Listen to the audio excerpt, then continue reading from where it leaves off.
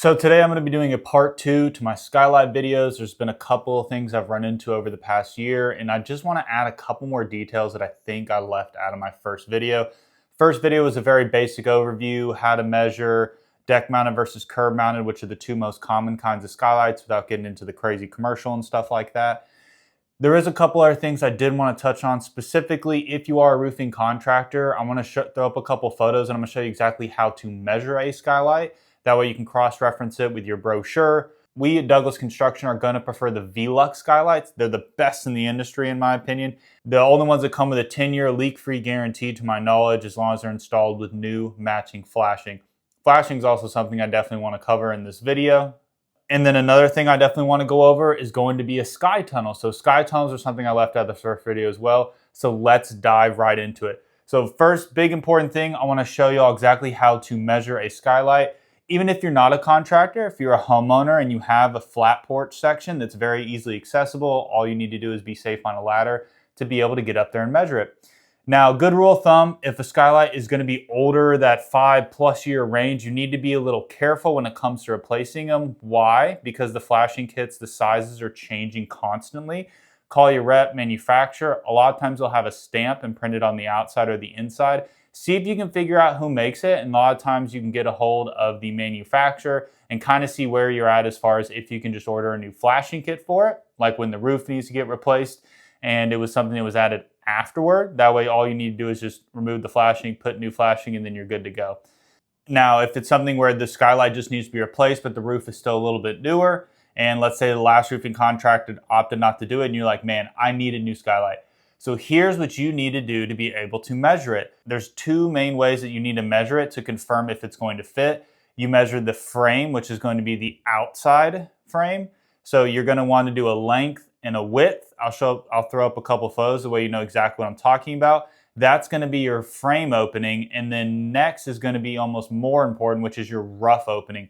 Rough opening, for those not familiar with construction, is going to be the size of the opening itself. So what the skylight has to actually fit over.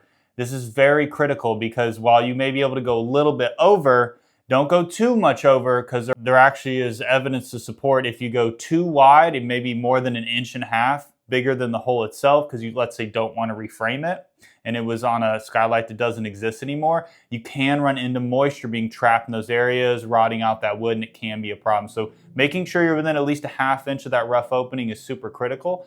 But measuring that rough opening, again, getting your length and your width. And then what you do with these measurements is you take it to your brochure and see what skylight you need that's going to actually fit. I'll throw up my old video just as a reference so you can tell between a deck mounted and a curb mounted. That way you're ordering the right parts and the right flashing kit, because if you don't and you order a curb when it should have been a deck, now all of a sudden you're building a curb on top of the roof, which is not a lot of fun. Not that it takes an extraordinary amount of time, but it's a lot of extra labor that you probably don't want to get into if you don't have to. Third thing I will recommend, especially if you're a little confused, you're not finding something that lines up, you want to be absolute sure. If you're going to contact a manufacturer rep, which we have one for Velux, they're going to usually want an overview. So step back a little bit, maybe 5 feet away, take an overview photo of what that skylight looks like. And a lot of the times reps can tell you who makes it or if it was just made by them or not. And then it'll open up the floodgates for what kind of options you really have for replacing that skylight with a brand new one. Making sure that you have the matching flashing kit is also super important. I want to go a little bit more in depth with flashing on this one, because depending on the roofing material, you actually need a different flashing kit. So shingle flashing kit is going to be a little bit different than, let's say, if you have a metal panel roof or you have a cedar shake roof. While those applications are also going to be a little bit more difficult, I don't love them on metal roofs, but if it's already existing, a lot of the times homeowners want to keep those applications, and I totally understand. Just know there's a little bit more involved with it. Now, when we did one last year and we tore it off and we went back, there was actually a framing issue to where the skylights were too close together.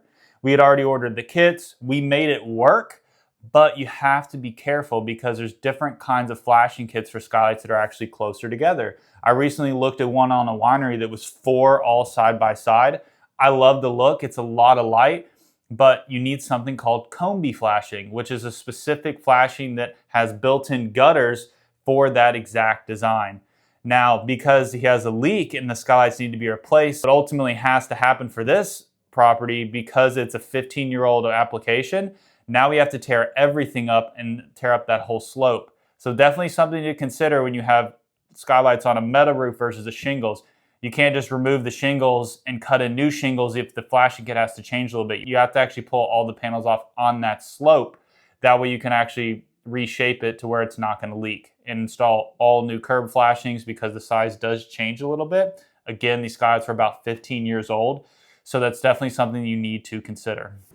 Now, for homeowners that are wanting to add a skylight to their home, they're like, man, I have a vaulted ceiling, or maybe you don't have a vaulted ceiling.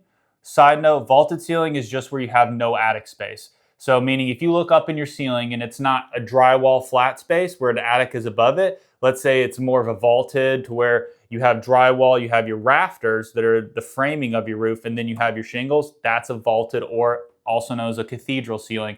Those applications are a lot easier to add a skylight in because all you're doing is cutting out that frame distance, which sometimes is 8 inches, sometimes 6, up to 10 inches, where you're just having to cut that section out.